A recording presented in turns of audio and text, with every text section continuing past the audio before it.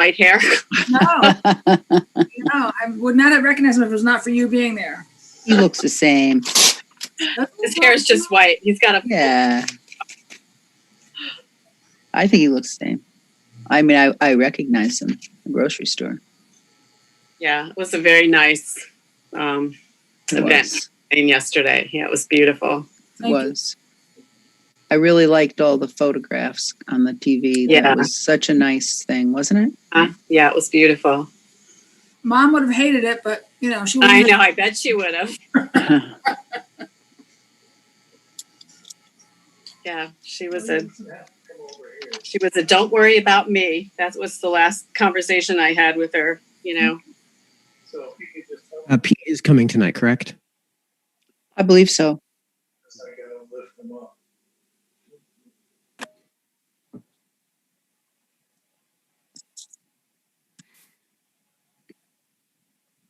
He's probably struggling against the wind coming down the sidewalk.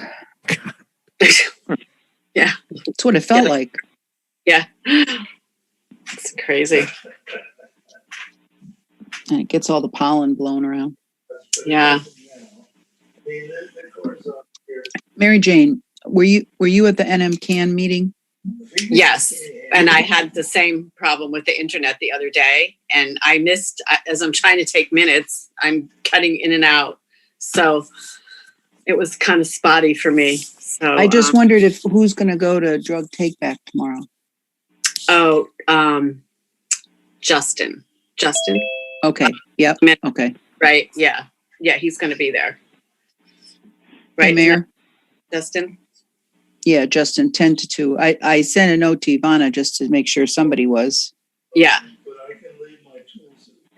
Pete, could you please make me the host? Yep. Evening, Pete.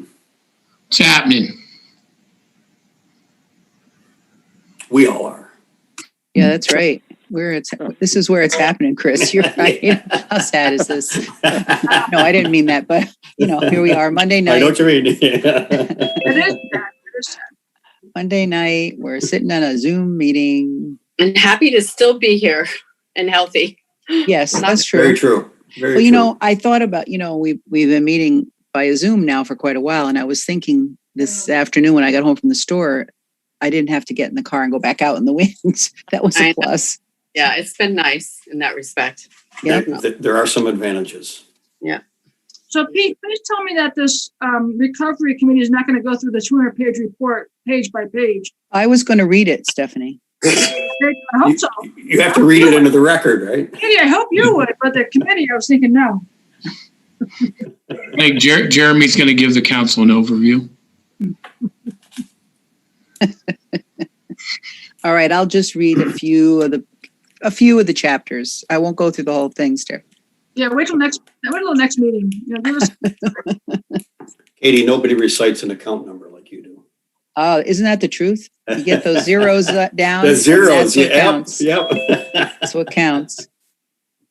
Yep. If I make a mistake, things will all fall apart. Yeah. Right? Money will go the wrong place. That's right. Town will be bankrupt. Hi, David. Good evening, everyone. Hi, Dave. Evening. Oh, hi, Jeremy. Long time no see, Chris. Yeah, exactly. Breakfast and dinner. We got to do lunch next time. There we go. Absolutely. So we're 2 minutes to go time. We'll run through the last minute of disclaimers here. So we are now also streaming, simulcasting onto YouTube. So there are some people watching on YouTube. If you would like to participate in public comment, folks who are on YouTube, you will have to join the Zoom meeting itself. In the description of this video on YouTube is a link. Is a link to tonight's agenda, which has the Zoom meeting information in it. For those who are in the meeting, if you would like to participate in public comment, please raise your hand now. Make sure to leave your hand raised until you are called upon so we can keep track of everything. When we say raise your hand, of course, that means we don't want you to, that doesn't mean literally hold your hand to the screen. That means use the raise hand feature in Zoom. To use the raise hand feature, go to the bottom of your screen and click on participants, which will open up the participants panel on the right side of your screen. At the bottom of the participants panel is an option to raise your hand. It's the raise hand button. So let's get those hands raised. I'll get you hard close at 7 o'clock to get those hands raised, get you on the list for tonight's public comment. And then you'll be called on when that time comes in the order that I see the hands go up. And you'll have 5 minutes to address the council. So we have 1 minute to go time. So if you'd like to participate in public comment, get those hands raised now. Last call. And Randy, I'm going to send you your invitation to unmute. You can accept it when you're ready. So you don't have to do that right now. And where's Greg? He's coming in right now. So I see Katie, Chris Cosgrove, Mary Jane, Walt, Dave Lawson, Thomas, Doug Skelly. Am I missing somebody? Mike Nahum's coming in right now. Okay. Where is... You got Walter too, right, Stephanie? Yes, I have Walter. Yeah. I think Mike Gold, only one I'm missing. Correct. So far. Yep. Where's Tom Esposito? I thought he was here. He's there. He's here. Yeah, he was here. He's sitting very still. Okay, Mike, we're at 7 o'clock. All right, let's go ahead. Michael's here. I'd like to call this meeting to order, and if we could all stand for the pledge. And Chris, could you lead us in the pledge, please? I pledge Allegiance to the flag of the of the United States of America And And to to the the republic for which it stands, one nation, under God, indivisible, with liberty and justice for for all. all. We can have a moment of silence for the men and women in the armed forces and for our first responders. And Pete, if we could add Elaine Barksdale in there. Yes, ma'am.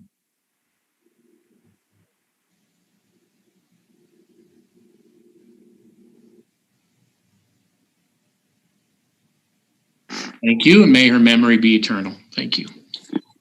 Okay. Katie? We have anybody wants to speak, Mike? I didn't see any hands go up, so no. Okay. All right, then. Moving forward, item number 3, I move to accept items 3A through F, as in Frank, on the consent agenda. Second. Any discussion on this consent agenda? Yes, I have just a few comments to make on the gifts that are included in here. Item C, the youth agency has received $1,200 from an anonymous donor to be used for the childcare tuition. And they are requesting that this donation be placed in their revenue account, which is 10441902444714. Parks and Rec received a donation of $1,100 from Kathy Reynolds to be used for a heavy-duty picnic table and a plaque that would be going into Helen Marks Park. And that donation will be placed in the park gift fund, and they'd like to thank Kathy for her generosity. New Milford Police Department received a lot of donations for their May 15th Team Up to Clean Up event from Dunkin' Donuts, Classic Liquors, Home Depot, New Milford Pizza, Brickhouse Pizza, and All Aboard Pizza. And also a generous $100 gift card from Panera. And lastly, Sullivan Farm. And from the Greeley family too, Katie. There's 2 of them. Oh, I'm sorry. You're right. I'm sorry, Mayor. I missed that. So excuse me. And Sullivan Farm has received an $11,000 donation from Friends of Sullivan Farm, which is to be used for the salaries for the farm interns. These funds are to be placed in the revenue account 10441903441110, which will necessitate the addition to the expenditure account 104419035100. We have a first and a second. Any discussion on the motion? All those in favor? Aye. Opposed? Any abstentions? Thank you. Okay. Item number 4, there's 4A and B. On A, I move to accept the following reappointments to the, the following appointments. Is first, we're doing Sustainability Fund Committee. All 4 people with the term of 4/26/2021 through October 25th, 2021, and that would be Jana Larkin, Walter O'Connor, Catherine Francis, and Chris Cosgrove.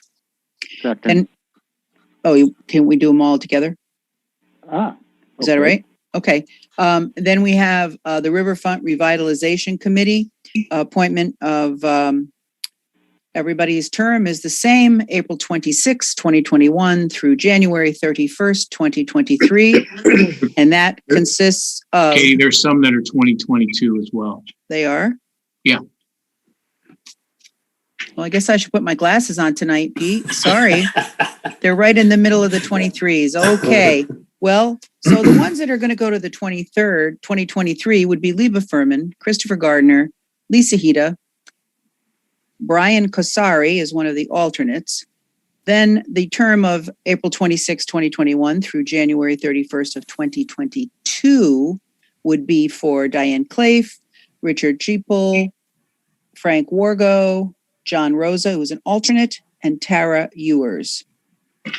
The final item for the appointments would be 4B, which is to move to accept the reappointment of the Housatonic Area Regional Transit 4-year term for Thomas O'Brien, which is April 26, 2021 through January 31st, 2024. Second. Any discussion? All those in favor? Aye. Opposed? Any abstentions? Thank you. Mayor's comments. And if I would, Katie, if it's the leisure of the council, I see that Lisa is on here, our Yes. health director. Lisa, with the okay of the council, would it be okay if Lisa could give a local COVID-19 update? Well, we can just suspend the rules and add Lisa, the health director, right on right now, can't we? That's what I move. Second. Okay, Chris. Any discussion on the motion? All those in favor? Aye. Opposed? Any abstentions?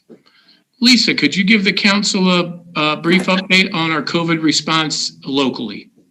Absolutely. Good evening, everyone. Thank you so much for having me today. So I have some great news to report. For the second week in a row, our COVID-19 numbers have been dropping in the town.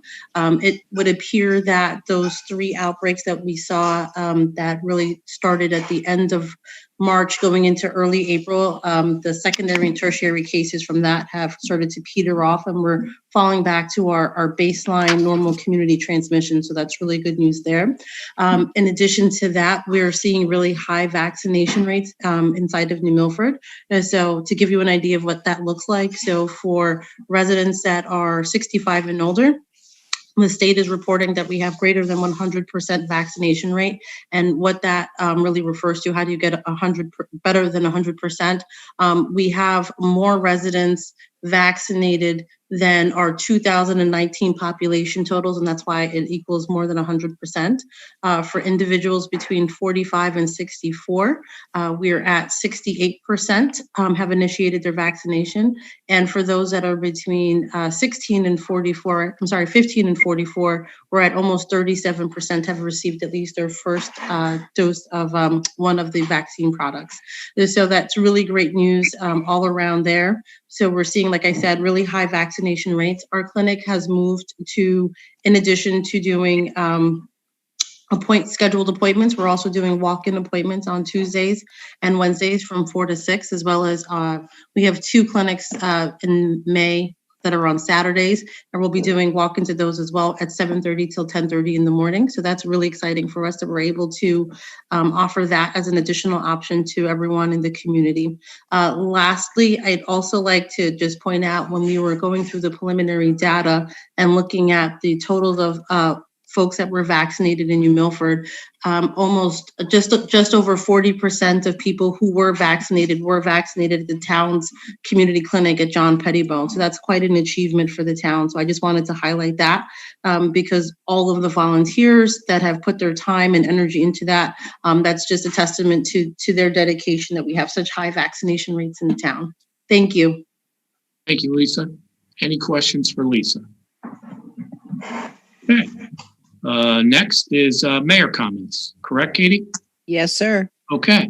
So kind of piggybacking off of Lisa, our current numbers, and these are confirmed since a year ago in March. This is in no reference that these are the individuals that currently are confirmed COVID cases. The state of Connecticut is 309,342. Litchfield County is at 12,603, which is up 55 from Friday. Hospitalizations for the entire county are at 11, which is down 3 from Friday. New Milford is at 2,357, which was up 9 from Friday. And as Lisa had said, those 3 clusters where we had a pretty high significant case count daily seems to be going down, so we're very appreciative of that. We are also asking if you're exhibiting any symptoms of COVID-19, please do not go to work. Send your child to school. If your symptoms continue, please call your primary doctor and please get tested. Please continue to wear a mask, do the socially distancing, and follow the hand hygiene protocols that have been very successful for us here in New Milford. Please check on elderly and family and friends. This is all in an effort to continue to tamp down the COVID-19 confirmed cases that we already have. And again, a big thank you to Lisa, the health department team, our IT team, our senior center team, all of our volunteers, our CERT team, as we get through our facilities, as we continue to do our vaccination clinics. As Lisa said, doing an outstanding job. So thank you to all of them.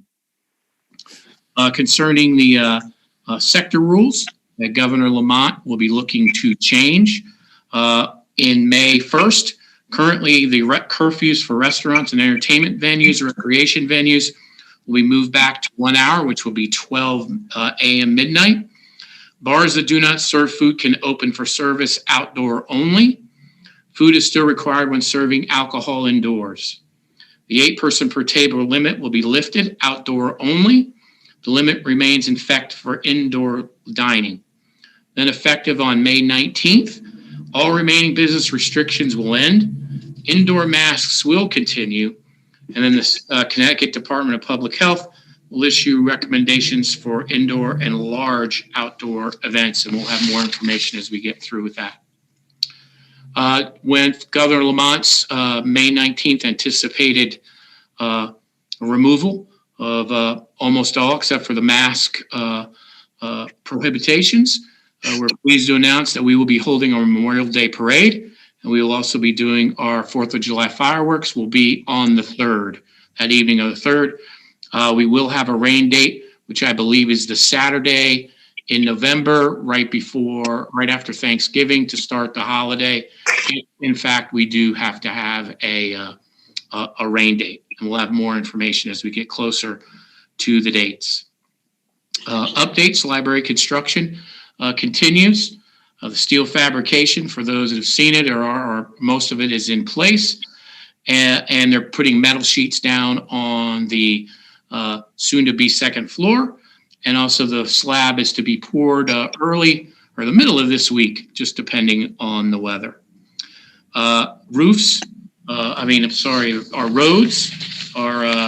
We're continuing with our road program that I'm very excited about. This is our 4th year, and roads to be done this year are West Street, Burnham Road, Station Road, River Road, Long Mountain Road, the top part of Long Mountain Road, Riverview, Browns Forge, Twin Ridge, New Bridge, Fox Ridge, Jotham, Dorset, Popular, North Valley, Vista, Gregory, White Swan, Wood Ridge, Sawyer Hill, New Preston Hill, Cobbler Lane, Chart House Road, Brentwood. We're going to be doing some of our drainage work getting into the fall for Squash Hollow and Wellsville. In Wellsville, we have to wait due to Aquarian doing their main water line work in the middle of the road. And those will be done in the spring of next year. So we're very excited about, again, getting these roads done and completed and moving on to the next phase of that. As far as infrastructure as well, our town hall roof, the bid was awarded to Crocker Architectural, and they will be starting in the next few weeks, the work here on Town Hall. And as we said before, this is a standing seam roof, which has a 50-year lifespan on it. And it was similar to the roof that was on here in the 1940s, from what I'm being told. The Milford High School roof project is continuing. The planned completion review, which is called the PCR, has been completed. They're now waiting on the state to give us the authorization letter. Then according to Dean Petroselli, our architect of record, then the bid process will start. It's about a 4-week bid process with work starting in the summer. So I'll have more information as we continue with that. That will also be a standing seam project, same 50-year lifespan, which is great news, and it'll look beautiful there at our high school. Riverwalk Phase 2 and 3 is happening this spring. Work has begun on the sidewalk that will connect the current Riverwalk on Youngs Field and go Patriots Way with a turn at the railroad crossing, allow connectivity to our downtown. We will also be repaving Patriots Way parking lot. As you can see, we've begun to clean up that area. So thank you to our DPW team and Park and Rec teams for that. We'll also be We'll also be cleaning some of the trees that are there and cleaning up the area. So we're excited about that. Phase 3 is we'll be putting in processed stone walkway in the Native Meadows area, which will connect to the sidewalk going over Veterans Bridge. Will connect to the current river walk, which will then provide connectivity from Native Meadows to the downtown area as well. As we've all talked about this over the years, bringing connectivity from the river to the downtown is very beneficial, not only for exercise, but also for economic activity for our businesses here in the downtown. And we'll have more as we continue with these projects. The Sega Meadows River Trail portion of the project, Park and Rec Director Dan Calhoun is working on the bid for this project. And that way they also received approval to install the concrete walkway from the fishing dock at the current river walk here in downtown Youngsfield Road to the fishing dock. And they were talking about that for safety. Quickly like to say good luck to the New Milford baseball and softball teams as they had their opening day this past Saturday.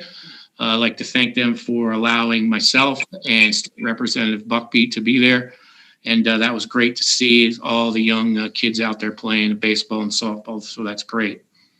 Housatonic Resource Recovery Authority, which is the HRRA, held their annual billboard contest winners. And New Milford had quite a few of those winners. Lily Sterry from Northville, she had an honorable mention. Ryan Ma from Scatacoke was an honorable mention. Phoebe Seppa had an honorable mention from Scatacoke. Aurelia Snow was first place from New Milford High School. Ruby Hannock was first place from New Milford High School. And Isabel Laura was first place from New Milford High School. Mackenzie Lee was second place from New Milford High School. And if you'd like to see their beautiful drawings, you can go to the HRA website. You can click the billboards and you can see all of the towns that had some wonderful students that did some wonderful artwork talking about how we can recycle and help sustain our environment. So that was wonderful. Also like to congratulate Alexi Schmidt for winning the gold medal in the bars and third all around in the level 8 Connecticut State Championships. Her score was 9.525 on the bars, which was the best score of any age group in the state, making her state bars champion, and she'll represent Connecticut in the regionals. So outstanding. Congratulations to Haviland Brown, who competed in level 7 state gymnastics. She placed third in bar, fourth in beam, fourth in floor, and third all around. Congratulations to Brooklyn Schwartz, who placed second, silver on the beam, and fourth and sixth overall in level 4 Connecticut USA Gymnastics Championships. And gymnastics unbelievable sport. Takes a lot of strength, a lot of endurance. So congratulations to all of them. Also, our initial New Milford Police Department cadets is having their first civic fundraiser, so to speak, which is Team Up to Clean Up. And they're going to be working with other community volunteers to pick up trash from the sides of our roads, rivers, and parks. The cleanup day will be May 15th from 8 a.m. to 4 p.m. and will be based at Young's Field. If you're interested in volunteering in your area, you can contact our police communications supervisor, Christine Walsh, at cwalsh, W-A-L-S-H, at newmilfordpolice.org. I'd like to thank our cadets for really being the lead on this, and it's great. And for those that want to participate and help clean up your area, the sides of the roads, we ask for your help. So that's great. Chief Cerruto would also like to remind everyone, now the kids are back to 5 days a week in school, to drive with extra caution in school zones and near bus stops. Do not pass a stopped school bus. You must stop for a school bus that is stopped with its red lights flashing, whether it's on your side of the road or the opposite side of the road. There's a caveat. You do not have to stop. If there is a median or a permanent barrier between the two sides of the roads, then you're not allowed to stop. But if there is no barrier, if there's no median, if you're coming in the opposite direction, you must stop for the flashing red lights. And the New Milford Police Department will be enforcing that throughout the rest of the year. Also, congratulations to all the nonprofits. Very successful big local program this year, where they actually did the most they ever did. So congratulations to all those nonprofits and to the Community Foundation for those matching funds. Also, thank you to Chief Cerruto, Officer Toro, and all the men and women of the police department that stopped by for the Coffee with a Cop on the Green on Saturday. It was great to see all those residents coming in and talking to the chief and talking to the policemen about our wonderful community. So thank you for that. And that's all I have, Katie. All right. Thank you, Mayor. Good update. Next is item 6.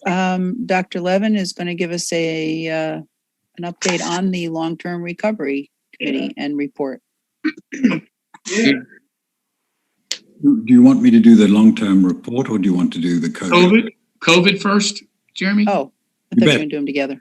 Okay, you're the boss, but I'll do whatever you want. No, Pete's the boss. That's right. I made an assumption, and you know what that means. So, Mayor, Council, congratulations. Terrific. And Lisa, really fabulous work. I think it sets an example. A couple of people asked me, do we know it works?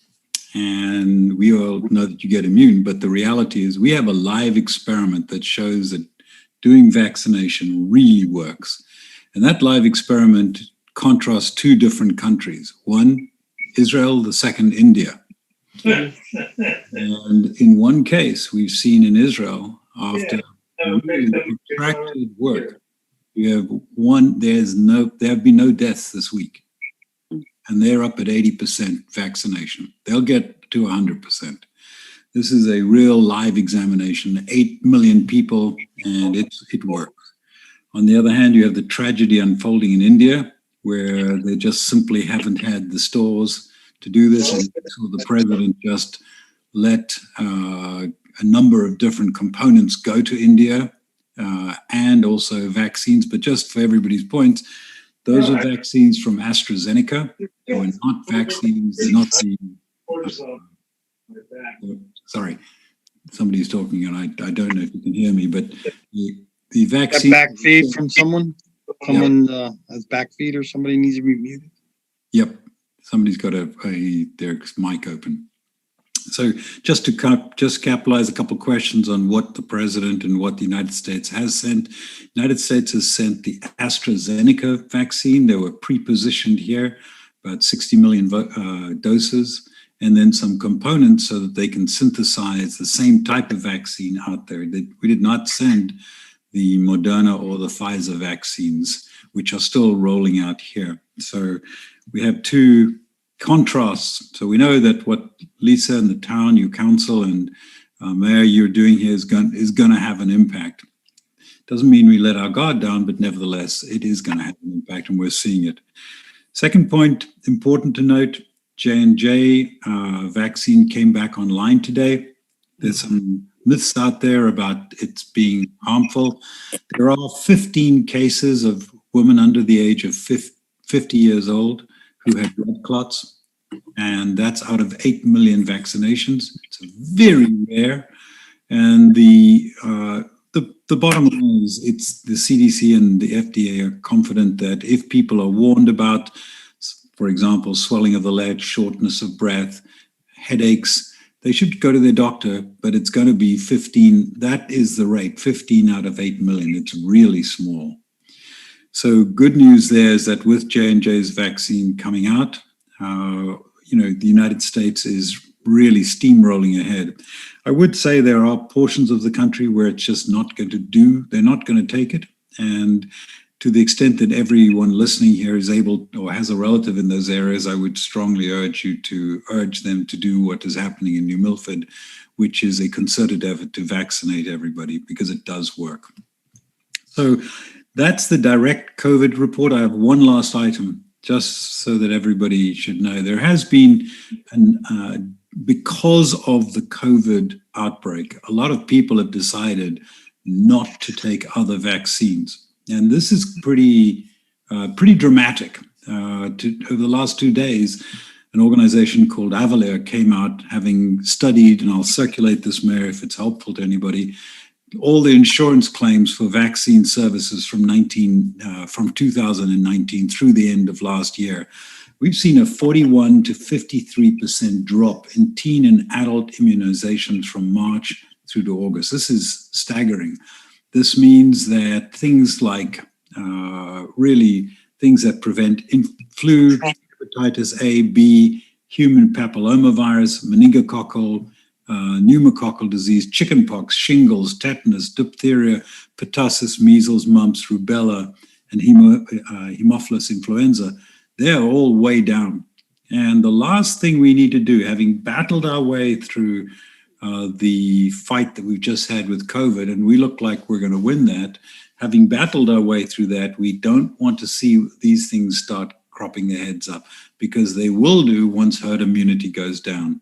So heavy lifting for Lisa, the health department, and the school systems, and the adults and adolescents who've not been vaccinated. I'd urge you all, please go back to doing what you did before, because that was keeping us safe from other disorders. We don't want a pandemic on top of a pandemic. That we don't want. So bottom line, things are trending really well in the United States. And I hope that if they continue this way, we'll do exactly as we're seeing in New Milford. Things are going to get a lot better, and I'm very optimistic about that. I'll say one last item on this. It ties into the next topic. We did not know when we'd be able to roll out the vaccines. And I recall us talking about July, August, this year being the dates that would happen. I think you should all take pride in the fact that first of all, as a nation, we've got together and we've done this. And secondly, as a town, you got together and really put it together. And I think we're seeing some great results way ahead of where we might have been had we not been as organized as we are. So I'll stop on the COVID and then proceed as directed. Any questions on COVID, Chris? Not necessarily a question, but I wonder if you could clarify, Dr. Levin. I read a report recently where women who got either the Pfizer or the Moderna, and they got mammograms soon afterwards, there might have been false positives for breast cancer, and that I think they're recommending women should wait a period of time after that, because I think the lymph gland can swell a little bit. Can you shed any more light on that? I saw exactly that same report, and I think there has been a study that's ongoing right now to ask the question, when you have it in your arm, do you see a disproportionate number of lymph nodes on that side swelling up? There's not a clear picture yet, but you are right. And it means basically that your immune system is causing those lymph glands to swell up, and they might be detected falsely as being something that comes from cancer. Quite right on the money. It's an important one, but I think that'll clarify pretty shortly about this. It's interesting. You probably, if you went back and took a look at the shingles vaccine, you probably see exactly the same. Just nobody's paying as much attention to that. All right. Okay, great. Thank you. And just in regard to the mammograms, Chris, people, if they're telling people not to skip them, but you let them know when you go in that you recently had a COVID vaccine and puts them on the alert. So, and I just had another question for Dr. Levin. So I think I read that that after you've gotten the COVID vaccines, you should probably wait like 2 months before you get vaccinated for like shingles or something else that you need to get vaccinated for. Is that correct? Or there's no correct in this one. I think you have to talk with your doctor, depending upon how your reactions have been. The ability to take the next vaccine should be adjudicated by your particular doctor.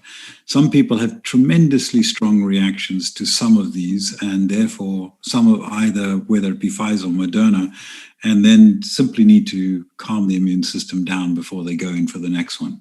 There's no reason to suppose that they will interact. There's none whatsoever. In fact, there's evidence to the contrary. Nevertheless, you don't want to confuse yourself or to worry yourself about that. Okay. Mary Jane, I would urge people to go and have those other vaccinations. Yeah, I agree. Absolutely. We don't need, more other epidemics, measles, etc. And, that can have devastating effects. So, yes, I agree with you. Mike? Yeah, that's a quick question. With the Johnson & Johnson vaccine, the original number was 6, and then you said it's now 15 people had a problem out of 8 million. It just seems like that's such a small number. What was the rationale in actually stopping it? Because those numbers seem smaller than what some of the problems with the other 2 vaccines. So it was confusing to me why they would stop it if it was such a small chance. Now that people now are worried about getting a Johnson & Johnson vaccine, and it could cause people to pause and not get it. I mean, what was in there that I didn't see in the news that said we need to stop this thing right away? Mike, this is one of those interesting moments where there was an overabundance of caution, but it was an appropriate one because they hadn't yet assembled all of the numbers. Okay, so they were worried that underlying this, there might be more, and that secondarily, more importantly, if they could analyze those cases, they might be able to pre-identify people who might be complicated, have a complication. So I think this was, your facts are correct. In fact, if you were to take any one of the other vaccines that we've just mentioned, you'll find that the rates of some kind of a complication are actually a lot higher than 15. That's what I thought. And we're just used to them. We're just used to it. But these types of blood clots were pretty unusual. They can be pretty devastating. And as a consequence of that, I think this was the right decision. But in the context of where we are today, you are equally correct. It starts to worry people about the vaccines.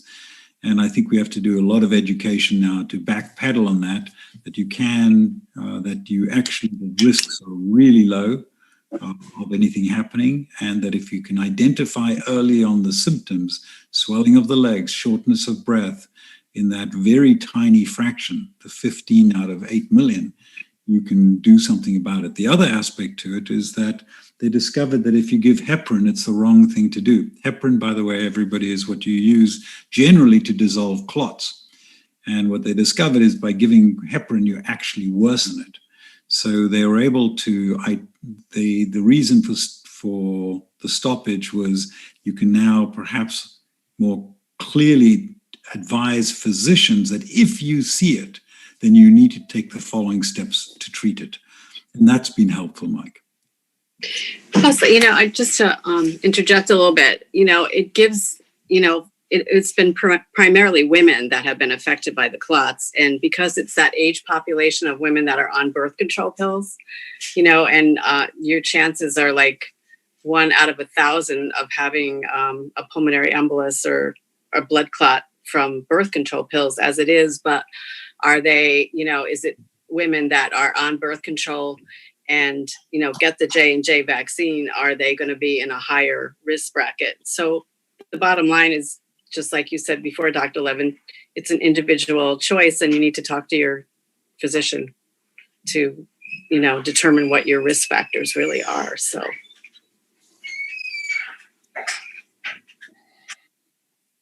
Any other questions for Dr. Levin?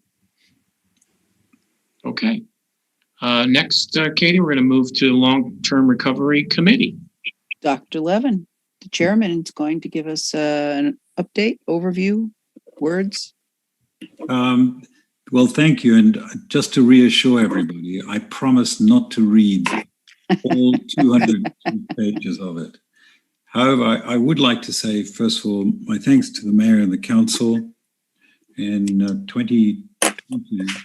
April of 2020, Governor Lamont asked the towns to take a look at how they could bring together a long-term recovery committee.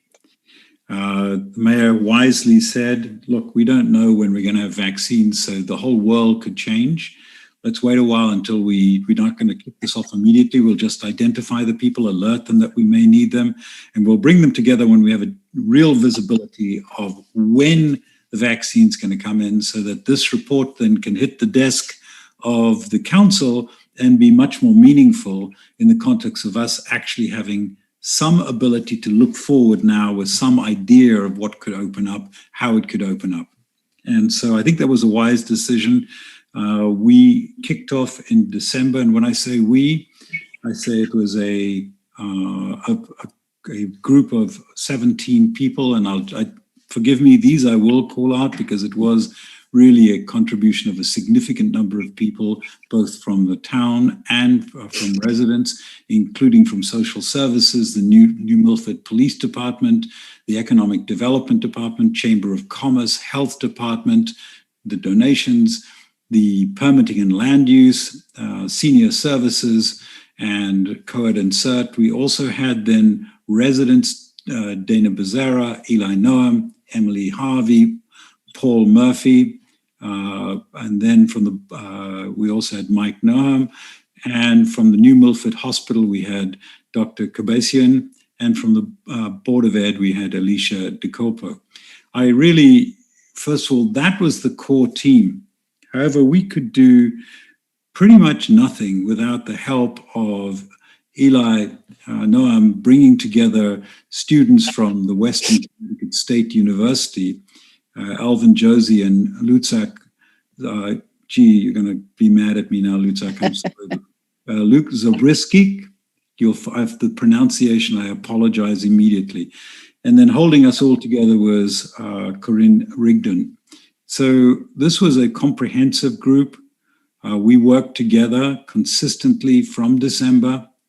We assembled a couple things. What we did in terms of process, number one, Eli got the students together and with the help of everybody I've mentioned, pulled together data. This data represents 140 pages of the report that was submitted. It's their work. They did a superb job. We've curated it. We've been able to go through it. And I particularly call out here the work of the Board of Ed from Alicia. I really thank you. That was terrific going through and looking at that. But everybody contributed.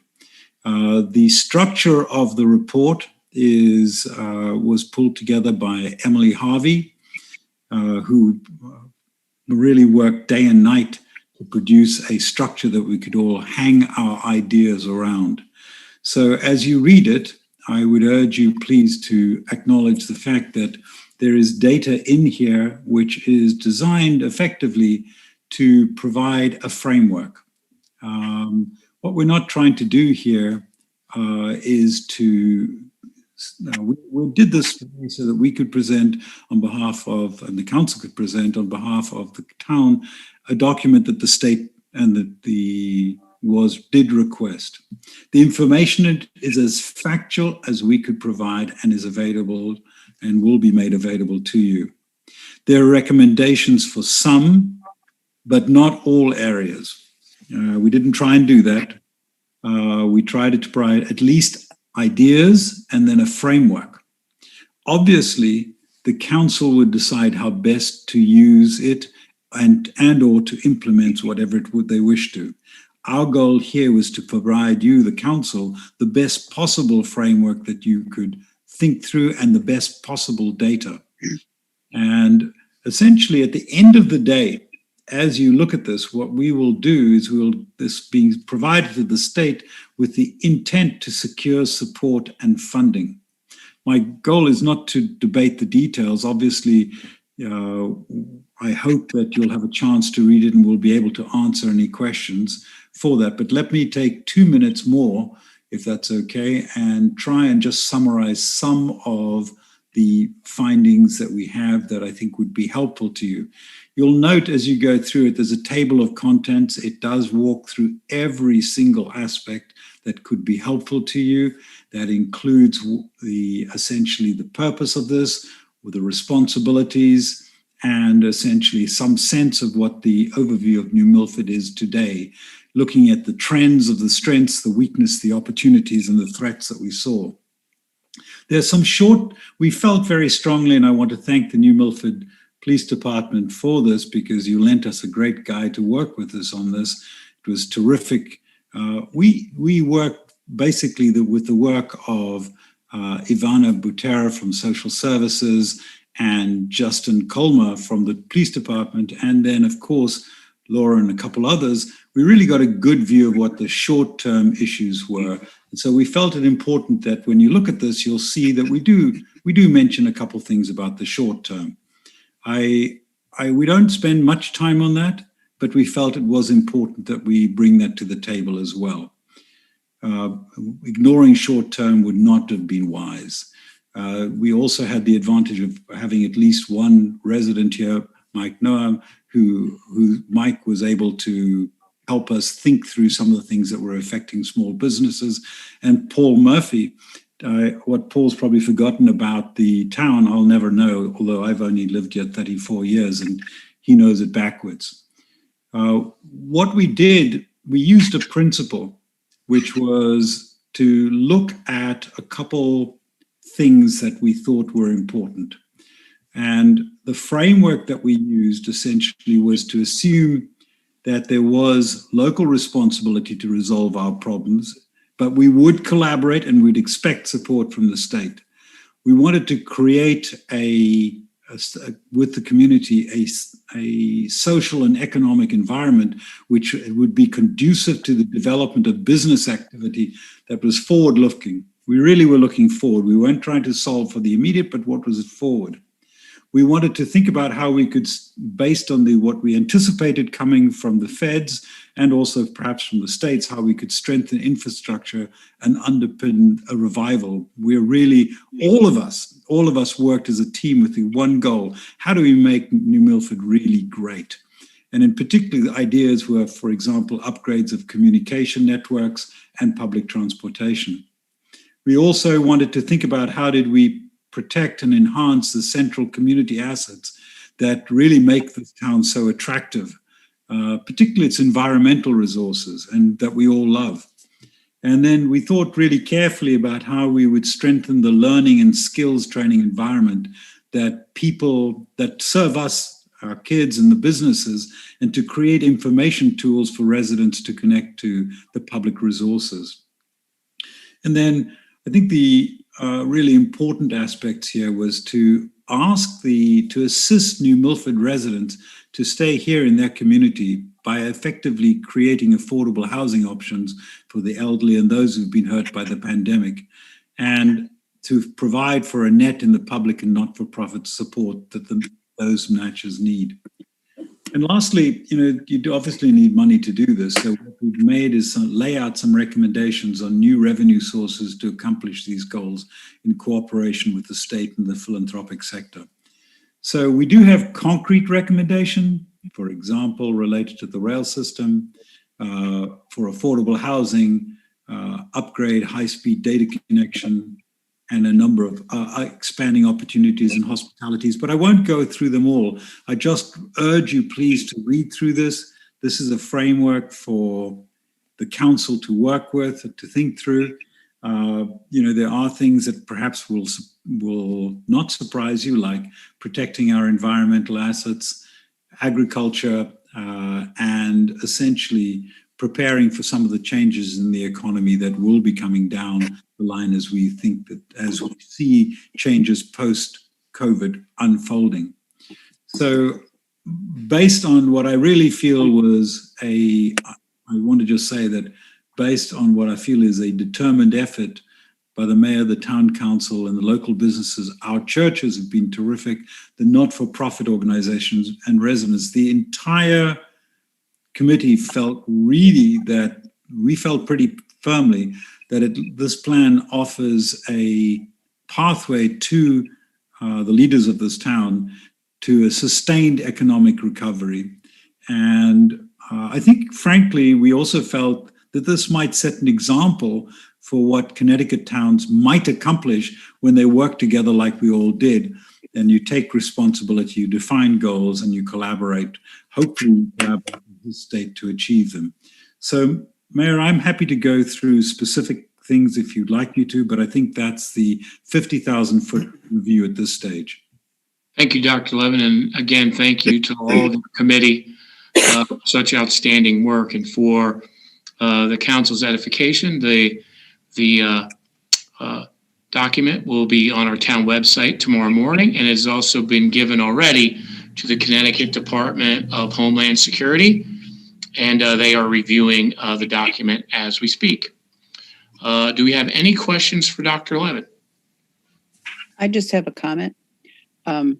As part of the committee, I was so impressed, I can't even put words to it, but let's just put it this way. The group of people that Dr. Levin got together, to include his personal assistant who was kind enough while Emily was busy having baby to do some typing. I can't say that I've ever worked with people who put as much in this as Ellie Noem, the young men from the college, the people from town, Mike and Paul and Ivana and Alicia, everybody. But really, Jeremy, you are an excellent, excellent captain of any team, I'm sure. But of this team, you were superb, and really kept us moving along. And I would look forward any day to working with this group and you again on anything. So I thank you for the experience of it twice a month. Katie, that's a high praise. It's nothing, that's fantastic. The team is great. I will say for my part, I know this is my favorite one. Pete, if you don't mind, I have to do this. Paul, if you're there and you're listening, I can't tell you how much I learned about the town. Maybe it's two old guys going around who've been around the block, but I learned so much, and I'm looking forward to having a chance to walk the walk with you in town. This is a great town, by the way. We learned a lot.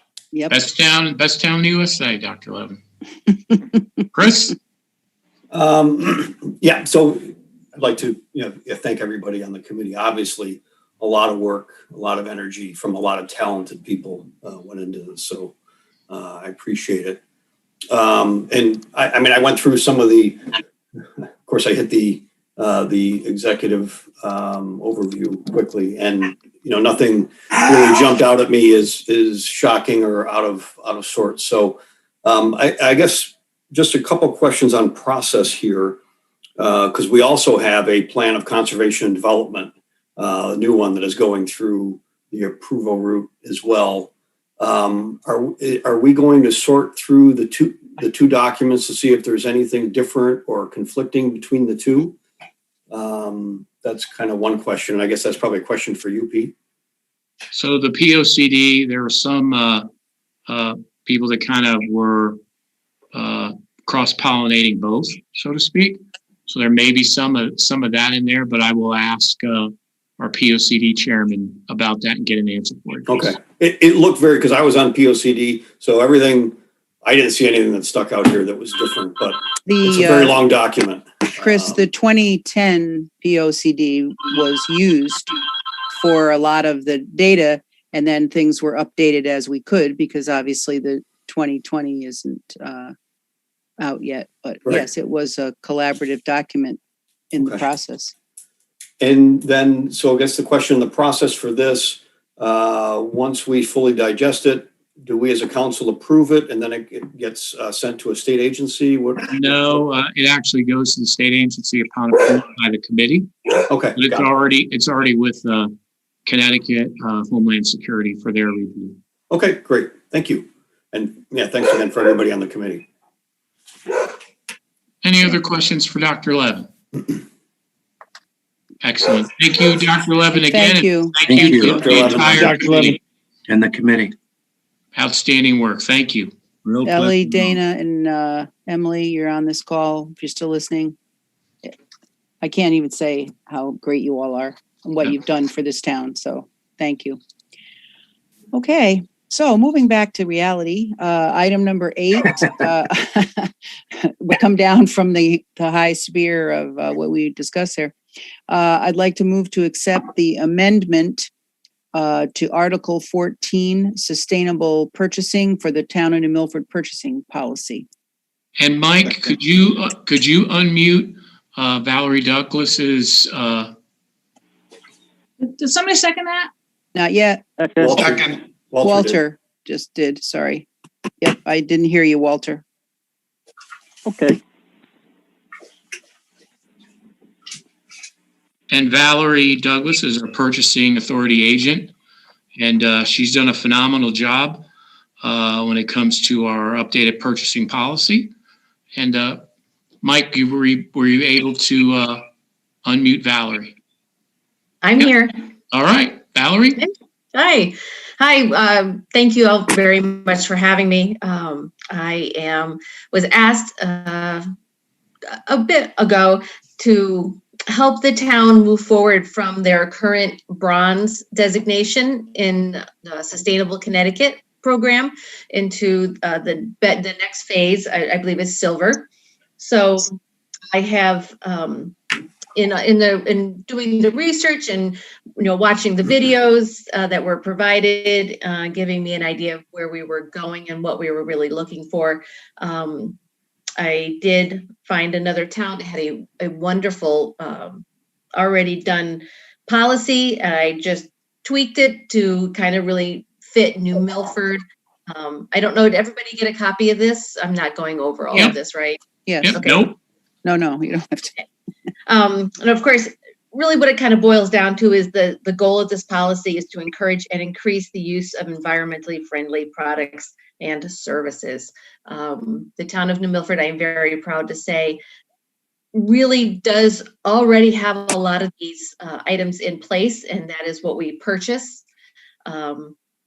Right from recycled to sustainable managed forests for our paper supply. Our laptops all meet the requirements. I think that we're already on a great path.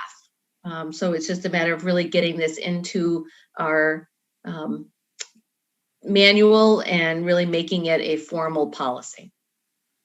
And Valerie, also, if you could update the council, I know you were instrumental as we're looking to be a sustainable town government within our purchasing bid process, how we now have gone pretty much electronic and been able to save rolls of paper and ink and everything else. Absolutely. And it's not pretty much electronic. We are all electronic.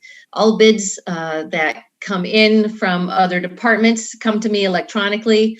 I never print them out. I move them over into our Procure Now software, where we are able to send them out to any interested person or firm who has registered on our Procure Now website. They get all the notices for our bids, and they can then submit questions. We give answers, post addenda, and ultimately receive bids through this Procure Now portal. So it's no more traveling. It's saving on gas. People don't have to worry about mailing, about is it going to get lost in the mail, sending it through FedEx. It saves, people money. It's all around. I just can't say enough great things about it. It has really, really been a great move. It's a move in the right direction. Departments love it. And we're actually going to be now expanding it pretty soon to also do contracting after the fact. So I had a meeting last week about being able to expand on that. Great. Katie? I made the motion. We have a second. And we have a second. Any other discussion on the motion? Chris? Yeah, just a few questions, Valerie. So should I take this policy as guidelines, or are there any mandates in here? It looks like mostly guidelines, best practices, encouraged to do this, do that. Are there any real mandates? No, it's exactly what it is. It's asking us to the greatest extent possible within the confines of our budgetary processes to follow these guidelines. Got it. Okay, great. Thanks. Yeah, if the answer was in a different direction, I would have had more questions, but that's it. Great. Thank you. Dave? Just a general question with purchasing in general. What's the threshold of spending before town council approval is needed? We have really very little things that if we're buying like equipment or we're buying something, the town council would not be involved. It just solely goes through the bid process. Well, I need to know a dollar amount. There certainly has to be a dollar amount before something has to go out for bid or something. Oh, when it goes out to bid, yes. If it's over $10,000, it has to go out to bid. 10,000. Okay. Yes. Just for the town council in general, we might want to revisit that number too and raise it, because that's pretty low in today's world. I agree. It has definitely been around a while. I agree with you, Dave. Right now it's working pretty good. But I certainly will. When I was on a different board, we definitely raised it because we had, it just turns into a slowing down of a process and things of that nature. So just to my fellow council members, perhaps we should consider it at some point. Yeah, good idea, Dave. Do you have a number, David?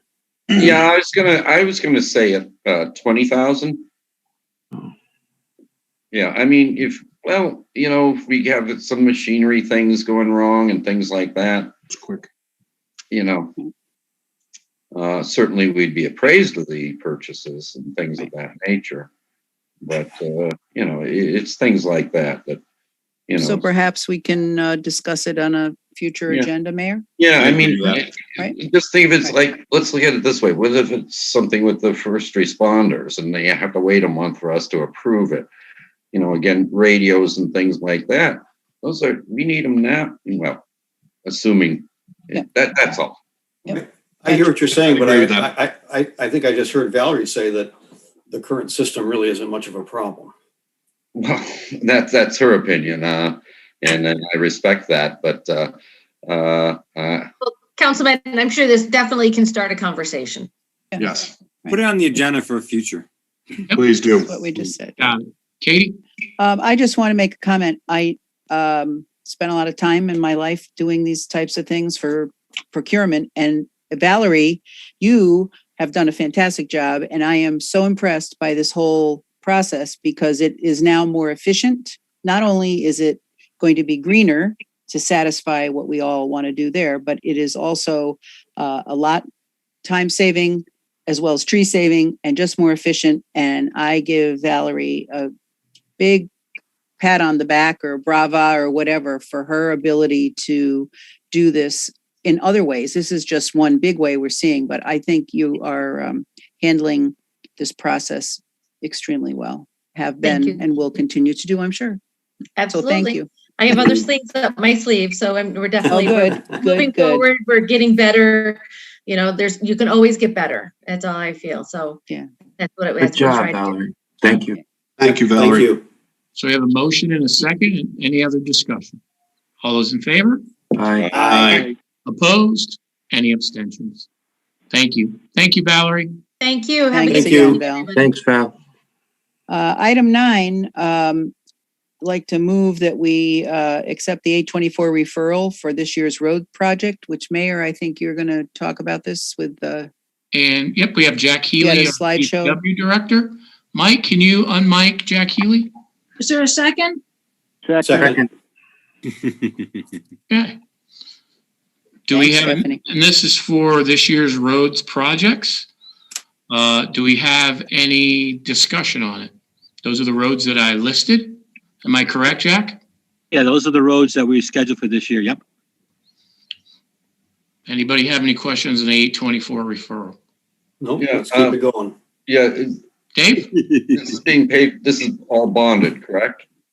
There's also town funds that we've been using that were already budgeted, Dave. Mm-hmm. They're already in the budget itself. Okay, yeah, well, yeah, so, does this tie in with our item later on the agenda?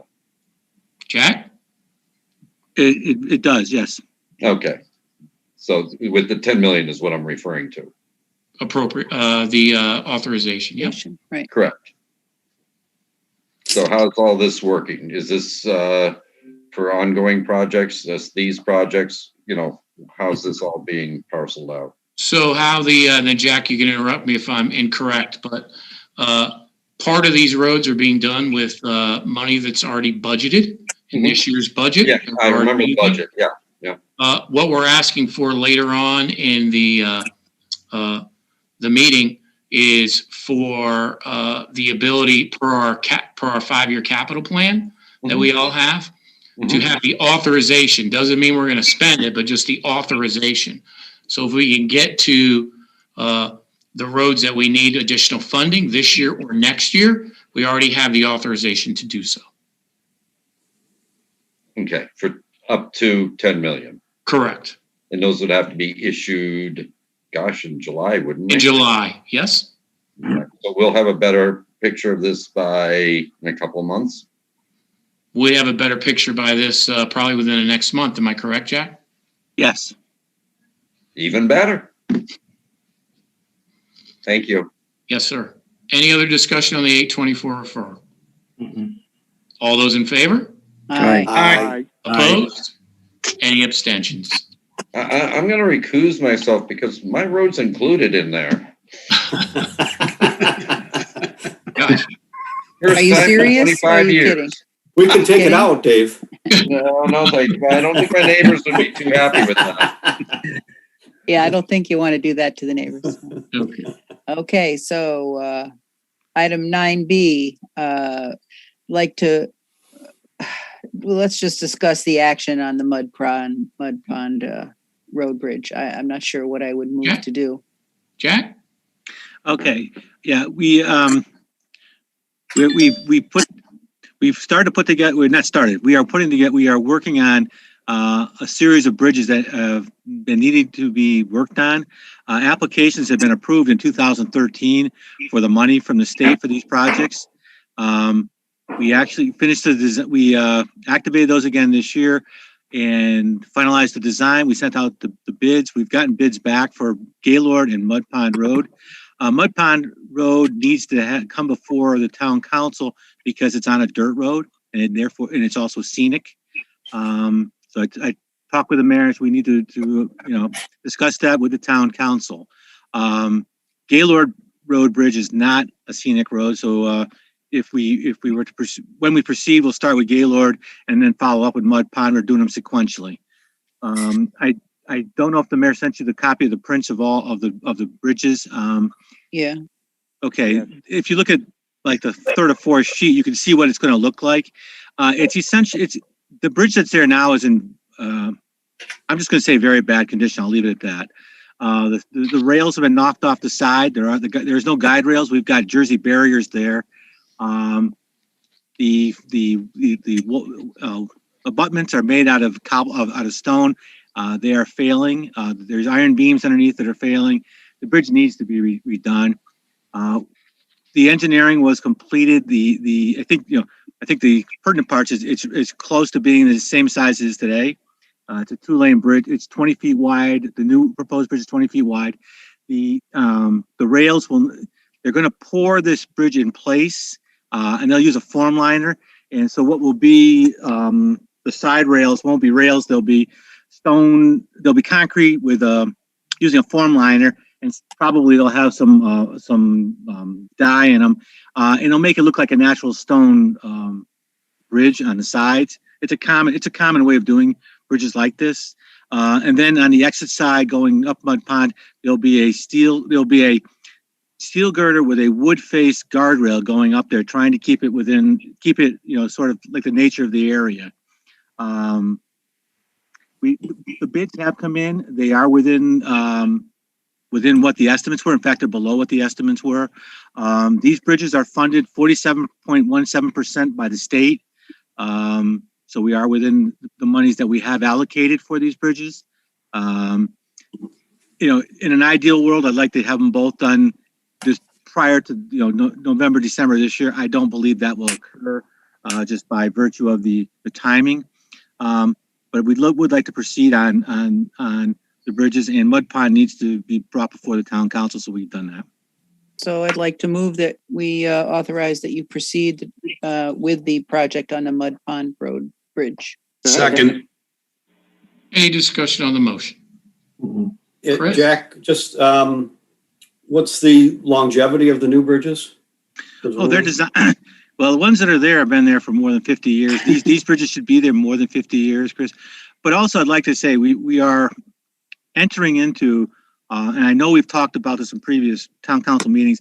We are implementing a preventive maintenance program on all of the bridges. So we're inspecting them. We are working on them. We are actually performing some of the maintenance this year ourselves. So the idea is that in the future, these will be extended further. I won't be here in 50 years, so I can't tell you if it'll still be okay. And are they both open currently? I'm sorry, what? Are they both open currently, or are they closed? No, they're both open, but they are both in need of being replaced. Okay, all right. But the Mud Pond, which sounds like it's not going to happen until next year, it'll be safe until then. We'll talk to the contractor. The contractor is a local M&O won the bid on these. If you vote to have us proceed, I'll talk to M&O, and we'll see how we can schedule these. Okay, all right, good. Thank you. Tom? I'm done. Hey, Jack, tell the public that's listening, the real abuse on these bridges really comes from the salt in the wintertime. Is that correct? I mean, especially some of the older ones where we used to throw down a lot of very heavy salt on the bridges many years ago, really eroded the structures, just so that people know that we're doing things a little differently going forward. You're right, Tom. And again, one of the things is with a preventive maintenance program, we'll be inspecting under the bridges. And when they need to be sandblasted and painted, the beams will be treated going forward, so that we still use some salt on the dirt roads. We use less. We use mostly sand, but right. In the atmosphere that they're in, they do corrode faster than they used to. But we are also going to put treatments on the steel to make sure that they last longer. We're also inspecting the membranes of the bridge to make sure that they are acting as a barrier, so that the water won't permeate the bridge and get to the beams. As we go forward, Tom, we're going to be looking at like Grove Street Bridge, which is a rather large span. It's in the plan not to be replaced, but in the plan to be we've been inspecting it, but to do the bearings over, check the membrane, and do preventive maintenance on it instead of waiting to have to replace it. Great. Thanks, Jack. Any other discussion on the motion? All those in favor? Aye. Opposed? Any abstentions? Thank you. Item 9C, move to accept the creation of a scenic road committee for Mud Pond Road. Second. Any discussion on the motion? Katie? Yeah, I do have a question. So if we create a scenic road committee, which is a great idea, could it be for other scenic roads as well? No, per the charter, it's for it can only individual be road, and there'll be members of that neighborhood along with Jack and his team that go through that process. Oh, that's too bad. So each scenic road that we do will have to do a creation of that. Are we planning to do that for each road that's scenic right now? No, what happens is it's triggered as if you're doing major renovation or differentials and structures. Just doing basic maintenance, you do not have to. But when you're doing something as redoing a bridge, you'd have to do that. Pete, is that going to hold up the bridge going forward? No, because Jack can do this. Oh, I don't want to speak for Jack. Can you unmute Jack again, Mike? This can get in tandem, Mike, with what we're doing. Doesn't stop it. You can just do it as you're doing this. How we bid this, Mike, is we bid this, we put it as a dual bridge, two bridges at the same, in sequence. So we wanted to open it up to more contractors by doing that. And we can do them either in parallel or in sequence. So Jack, Mike was asking the creation of the municipal or of the road committee. Would that hinder at all the availability to speed up the process of doing the bridge? I don't believe it will. I think it'll move along quite well. Great. Katie, you're volunteering for that one too? I don't live on Mud Pond. You got to move.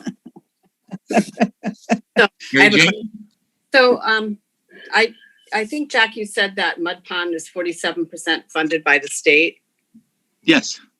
So why is it different for the bridge on Truniski Road? That's going to be totally town funded, correct? It's totally town funded. It just depends on the category the bridge is at. And so when they started that, Truniski doesn't meet the category to be a state funded bridge.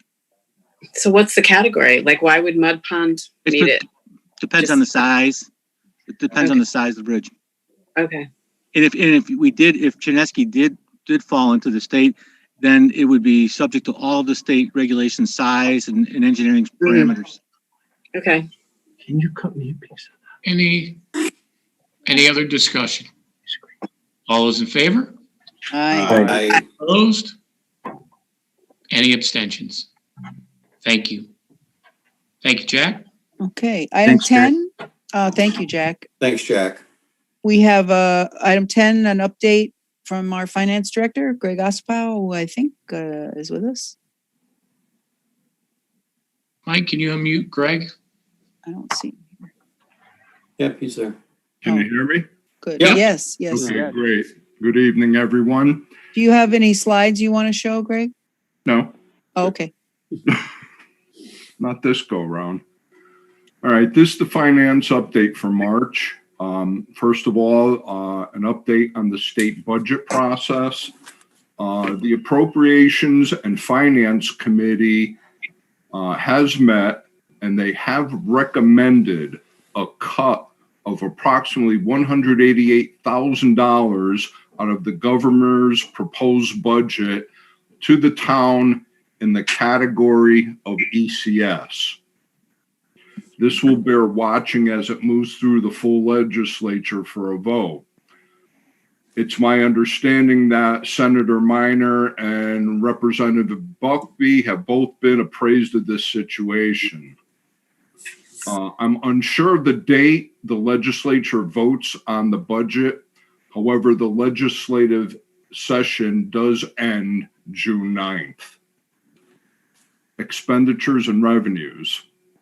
Expenditures on a cash basis are at 67.6% of budget. On a straight line basis, they are expected to be at 75%. Salaries are within budget. All town departments are within the 75% straight line expenditure pattern. Revenues are at 91% of budget. Taxes overall are 98.5% of budget, with current taxes being collected at 99%. The current tax collections are approximately $250,000 ahead of where they were this time last year. Aging, youth agency, fire marshals, and parks and rec revenues are still lagging.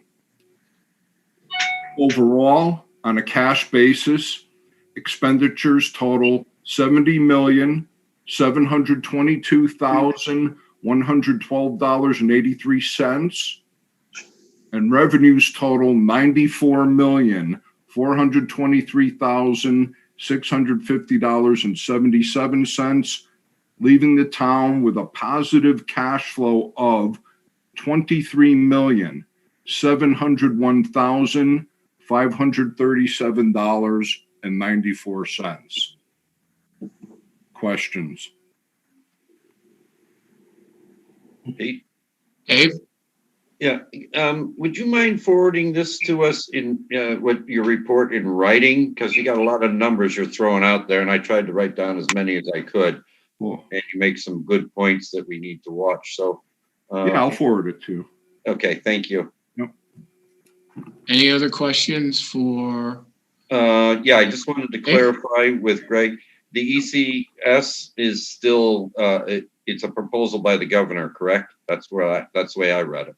The governor proposed a number in his recommended budget, but the Appropriations and Finance Committee had recommended that number be lowered by approximately $188,000 for the town of New Milford. Yeah, so we're talking millions for the state. Yeah, okay. Yeah. All right, thank you. Thank you. Any other questions for Greg? Thanks, Greg. Thank you, Greg. Thank you, Greg. Welcome. Thank you, Greg. And a quick update on economic development here in New Milford. In speaking with our building inspector, Bill Murphy, and Laura Regan from our land use boards, they are telling us that they are extremely busy. As a matter of fact, according to Mr. Murphy, it's the busiest they've been in over a decade, which is great news. Building for last week, new permits was at 63, inspections were at 68, and permits issued were at 69. And he foresees that trend to continue with strong growth. We continue this year to offer outside dining to our restaurants. And speaking to a few restaurants last week and over the weekend, it was a tremendous for them last year. Saved a few of the restaurants, and they like the fact that they're still able to do that because there are residents that still feel uncomfortable about going inside. So it gives them the flexibility to offer that along with eating inside, as well as curbside and with delivery. So we're going to continue with that. The PPP protection program continues. We sent out information on the application process for that. Also, just want to let the public know, we'll be putting it out on our social sites as well, is the Economic Development Corporation is still funding facade improvements and microloans if our businesses are interested, and we'll push that out as well. Would also like to congratulate Laura and Erotico of Minds in Motion Childcare on Danbury Road as she opened up her facility for childcare, and it's great to see continued investment in New Milford. And I'll just leave that there if anybody has any questions. Okay, Katie? Yes, item 12. I'd like to move that we approve the transfer of $41,591 from our contingency account number 1098000589000 to the dog pound account number 1042150053401, which will cover for the year ending 2021 third and fourth quarter assessment. Second. Thank you, Walter. And for everybody's edification, our animal control is a regional one. So there is New Milford, Roxbury, Bridgewater, Brookfield, Sherman, and used to be New Fairfield. And the reason for the additional request was New Fairfield decided to leave our regional animal control. And in so doing, each of the towns, population-wise, had to cover New Fairfield's leaving of our district. And so that's the increase in the expense. The good news is, according to Curtis Reed, who is really the head of the regional component of this, and thank you, Curtis, for doing it, is we're going to have a retirement at the end of the year of Audrey. Thank you, Audrey, for all of her hard work, which then next year will mean a reduction in cost for that for next budget year. But this year we had to fill our portion for the leaving of New Fairfield. Chris?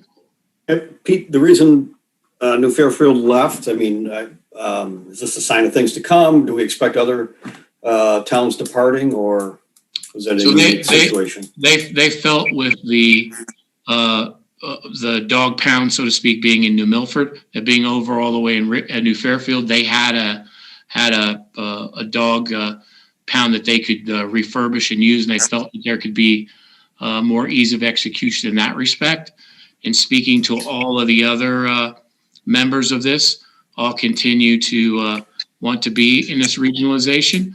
But as everybody looks, everybody's looking to see if there's opportunities to economize and maximize. Yep. Okay, great. Thank you. Any other discussion? All those in favor? Aye. Opposed? Any abstentions? Thank you. Item 12B would be discussion concerning the donation of land at 110 Housatonic Avenue, Lot 45, by Jody Drulard. Is there? Second.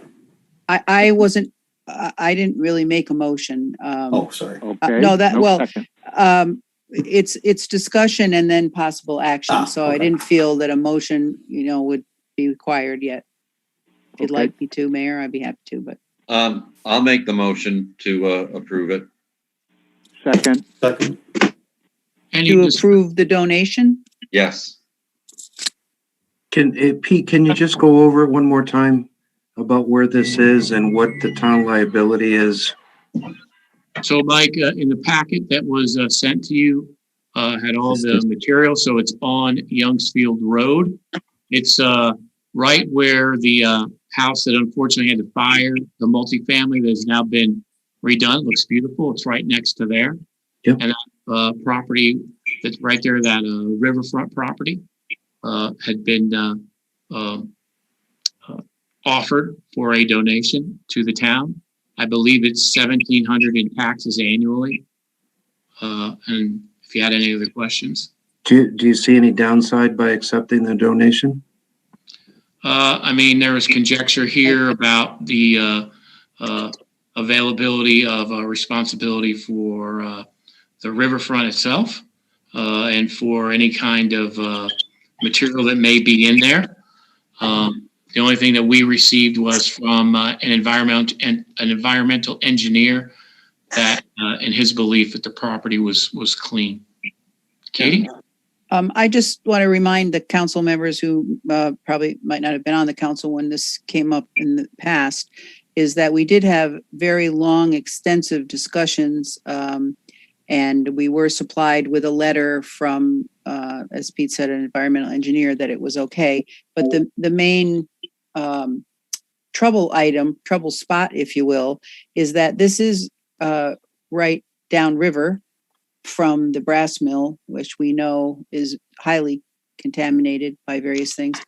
And the discussion was that what would the town do with this? The owner has had a couple of offers to purchase it, and I think it's lovely that they would like to donate it. But what would we do with it? It sits in the middle between other properties as far as having an easement someday if we wanted to have a riverside bike path or whatever we might want to do. It's just one small segment in the middle of everything. And I just fear that the contamination may still be there. I did not find the letter that was written to be sufficient in my mind anyway, to absolve us of anything. So that's what we went through. I don't know how long ago it was. Tom, you'd remember. I'm going to concur with Councilwoman Francis. I remember the very long discussions and some of the personal accounts of what has gone through that property. And I will be voting against this tonight based on those discussions back then and current information. I do not think that the town can withstand the liability of another cleanup along the river. It is right. It was very close to the outfall from the brass mill. It was in a section of that river that had a lot of that debris come on shore and soak pretty deep into the property. I don't think this is wise. Chris? So I wasn't on council then, of course, and so I don't have the history that you guys have. The documentation I saw looked like there was an inspection done, and the only thing that was found was construction material. I wonder, can we hear from Randy on what his thoughts are on the potential liability if we take this on? You mean if we took it on and then sold it to someone? No, if we took it on and used it, For- as bike trail or whatever. I'm just going to say it's only, you know where the lot is. It's a small part. You couldn't, you'd have to come off the road if we had a bike path there and go down and then come back out. It's in the middle of a lot of other property, and we have no way to know what those property owners would do as far as allowing easements. So to own it and have at any time, as Tom just said it, is to have to clean it up. I for one, just don't want to ever have to clean up anything ever again, because then we're stuck with something that, maybe, then we have the problem or whatever. No one's going to want to buy it. If there have been a couple of bids on the property, I would say that we should let the Droulards take one of those. And sell it and keep it on the tax rolls. Yeah, Randy? it's not a lot of tax, but. Randy, there's a question from Councilman Cosgrove. Certainly. If we own the property, we own the problem. Now, arguably, we own it anyway because the generator of that contamination, if there is any, we already own. But the fact is that you're correct. If we own the property, we own the contamination. And Randy, I don't know if you had a chance to look at the documentation that came along with this. Would you say that that's at all satisfactory for discerning whether there is a potential problem or not? Well, you have to understand, I've given this opinion before on this property. It was in the notes that we had, Chris. I missed that then. Okay. All the minutes. And it's I don't know whether that's sufficient, frankly. Okay, got it. Thank you. Mary Jane? So are the reports that we had in the past still available? Do we still have? They're in the minutes that were sent to us. Okay. So, and then we have the new report. So maybe we need another independent, opinion on this to make a decision. What new report? I'm sorry. What new report? So didn't you just say that there was another report that was done recently to say that the property was okay? That was the engineer that said that the contractor's materials have been cleaned up. Okay. So Mary Jane, that was bulky stuff. That had nothing to do with these are no core samples. There's no core samples. No, there's no drilling that was ever done. No drilling, no phase 2, no phase 3. I mean, there's nothing has been pulled out of the ground yet to prove to anybody that what has drifted downriver from the brass mill is not on that property. Mary Jane, you thought the same last time. Yeah, just a question. Do we need this piece of property for the riverfront trail, for the bike trail? We don't know. It would depend on where it would go. And it would depend on how we're going to revitalize the whole area. So is it a piece on the river? Absolutely. Yeah. So we could use it or we could not use it depending upon.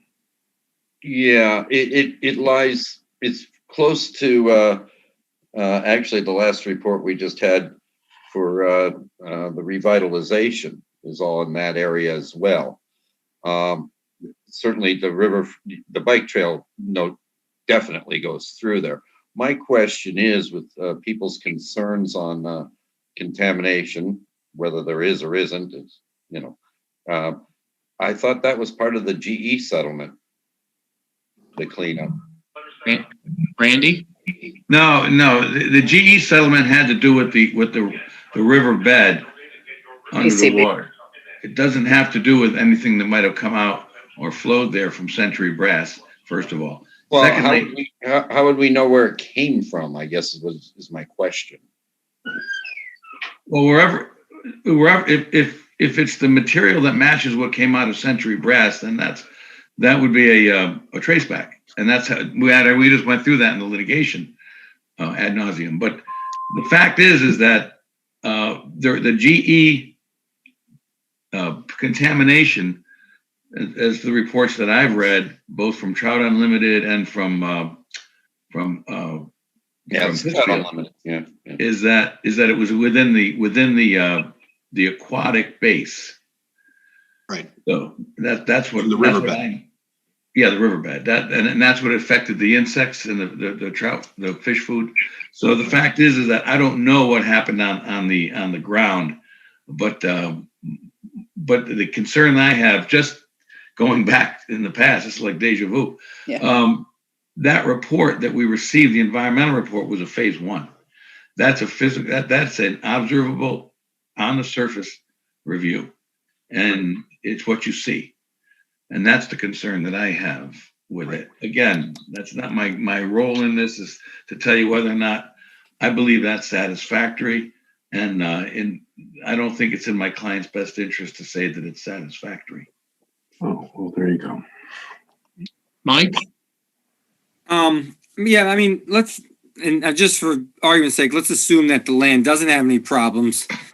What are we doing with that piece? For the bike trail, we only want, a small section on the bottom. Beyond that, it as Tom says, it comes off the tax rolls and it becomes something we have to maintain. Right. Which does that make any sense? I mean, I'm not even commenting on the environmental because, let's just assume there's none there going forward. What are we doing with it? It's a piece of land in the middle of other houses. And to use it, you'd have to have the ability to go through the property on either side of it. And we have no way to know if easements would be granted there. Right. Or Doug? we'd be, what? Who knows?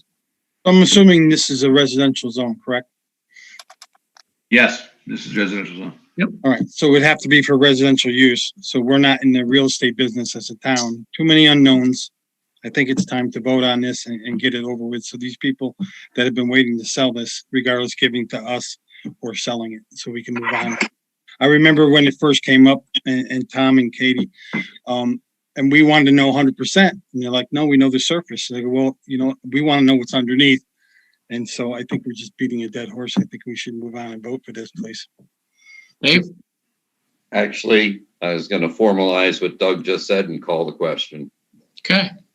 So we have a motion and a second. And the motion is for what? For the approval of. You have to call my question first. You have to vote on that. Right. Okay. You voted to accept the donation, correct, Dave? Yeah. You have to call the You have question. to vote on the calling of the question. Oh, sorry. Second. Second, yeah. Okay. All's in favor? Aye. Opposed? Opposed? Stephanie? Thank you, Walter. Stephanie, can you read back the motion? Mr. Lawson moved to approve the donation of land from Jody Drulard at 110 Housatonic Avenue, Lot 45, seconded by Mr. Bear.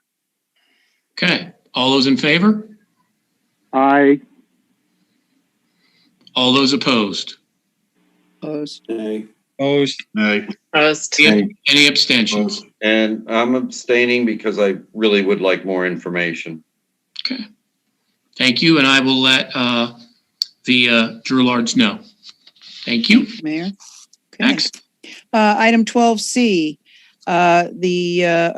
we should approve setting the date, as the mayor will explain, the annual town budget meeting for 2021-22 town and Board of Ed budgets for May 4th, as per the town charter. Second. Correct, Mayor? Yep, thank you. And just for edification, this is the date set by the charter to hold our annual budget meeting. And this will be virtual, as the governor's new orders don't take effect. Any discussion? All those in favor? Hang on, clarification. Oh, Dave? So how are we approving the budgets? Is it through a town meeting or a referendum? So we have to, per the charter, we have to have a town meeting first. Right, yeah. And then the town meeting so the public can opine on it. Right, And then we have our referendum, which we will have this year. Okay, no, I just wanted to make sure we weren't circumventing. No, it's down farther in this same item 12 about the rest of it. Mayor, that's an ideal scenario based upon the executive orders and based upon what I expect to come down. Thank you, Randy. Great. All those in favor? Aye. Opposed? Any abstentions? So that's Tuesday, May 4th, 2021, town budget meeting. Item 12D is discussion about returning to in-person town council meetings. Mayor. Thanks, Katie. As we've talked about before, Governor Lamont's executive orders end on May 19th. If and when they do those, as we're fully expecting them to do, the only guidance left would be masks, which would be indoors. With that being said, I'm making the recommendation that on May 24th, which is our second town council meeting, we will go back to our normal procedure, which is to have a town council meetings at Town Hall, 7 p.m. E. Paul Martin Room. Good idea. Katie? Just not so much a question. I just want to clarify this for people who have been accustomed all these months to being able to type in their questions and raise their hands at 7 o'clock. So with returning to in-person, we will be returning to the signing up on the list, speaking in person, and anyone who attends the council meeting will be required to wear a mask. Is that correct? Correct. Per Governor Lamont's order. And we will also, as we have done, have these live, and they will be on YouTube, Facebook, as we've done now, and also we'll do in the future.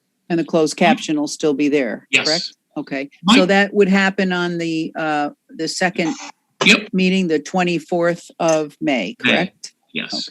Okay. Just for clarification, we're not going to do a hybrid, do Zoom and in person. It'll be just in person. Correct. With Governor Lamont's executive orders ending. Thank you. Then the hybrid model then would really not be in effect anymore due to his executive order.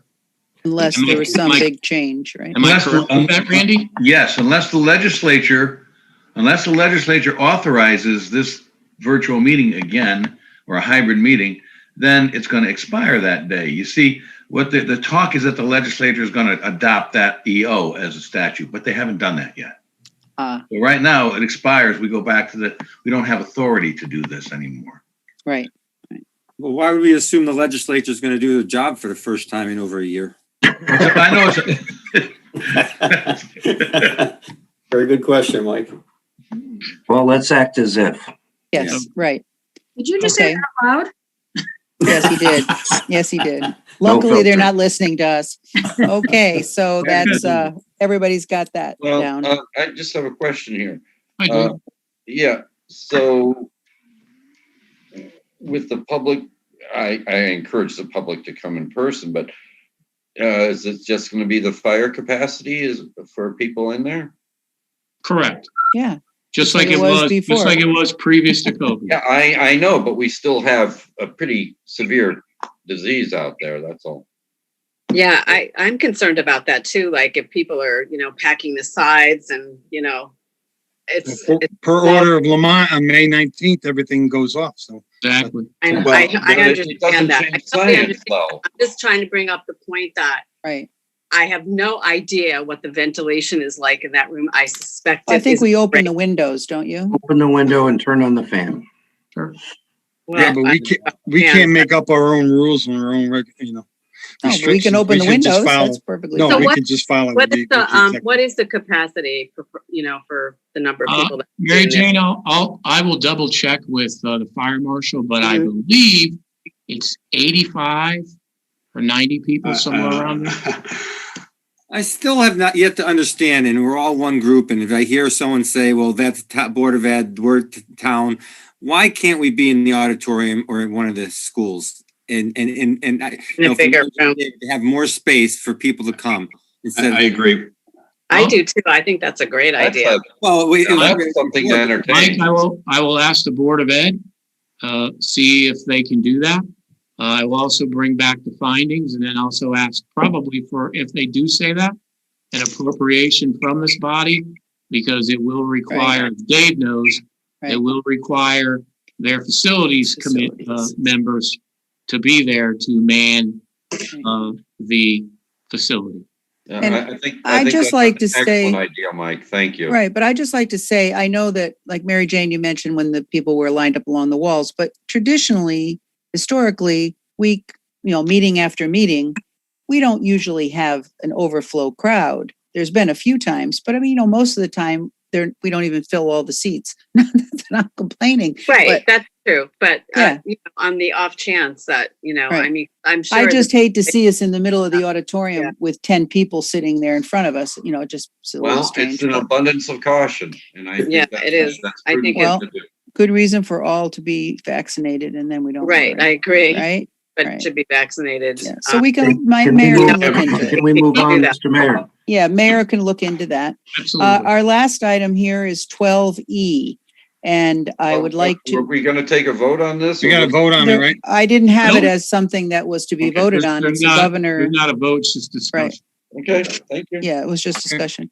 Okay, so I move that we approve and recommend an appropriation in the amount of $10 million for paving, repairs, and other improvements to town roadways, and an authorization to issue $10 million in bonds or notes to finance said appropriation, all as provided in the following resolutions. Now, the resolutions, I'm not going to read those. Those are part of the documents that you all received. You can read that. And also, if this is approved, that we set a special town meeting regarding the above for May 24th, 2021 at 6:30 PM. Second. Second. Any Katie, discussion? Katie, may I? That's 6 PM, I believe. Did I? I'm reading It 6:30. says 6:30 on here. All right. The and agenda re- says resol- 6. the Then let's go resolution by the says- resolution, Randy, because that counts. 6 PM, I amend. 6 I'll amend my PM. second. Any discussion on the motion? Yeah, Okay. really quickly, is it up to 10 million or 10 million? The amount of $10 million. Greg, can you unmute Greg? Mike? I'm here, Mayor. So Greg, Dave had a question concerning, is it up to 10 million or 10 million? It's 10 million. It's the authorization allowing us to bond up to $10 million. Right. But That doesn't mean, Dave, we have to go to 10 million. no, That's what I was asking. Yeah. Yep. that's- no, Because- no, that's not the plan. This would probably span 2 different fiscal years. There's no way we're gonna bond for or even ban for $10 million in roads and get that all done in 1 year. Well, that's what I wanted that to be Okay. clarified. You're correct. It's a gross appropriation, and it's an appropriation, not a defined expenditure. As is stated in the documents that were Right. attached to your Exactly. agenda. Well, just so that everybody understands how this is working. That's correct, David. Yeah. Thanks, Dave. But certainly we need the roads done. Amen to that. Okay, so We have a motion and a second. Any other discussion? All those in favor? Aye. Opposed? No. Any abstentions? Thank you, Motion to everybody. adjourn, Mr. Mayor. Second. What about the special town meeting? that is on, that was that in the is, appropriate. it was in there, Greg, that if we approved it, this town meeting is set for 5/24 at 6 PM. Okay. That is a Monday, May 24th at 6 PM prior to the council meeting. And we had a motion from Walter and a Yep. second to adjourn. All those in favor? Aye. Aye. Opposed? Thank you, everybody. Nice to see you Good all. night, all. Thank you, Good night. everybody.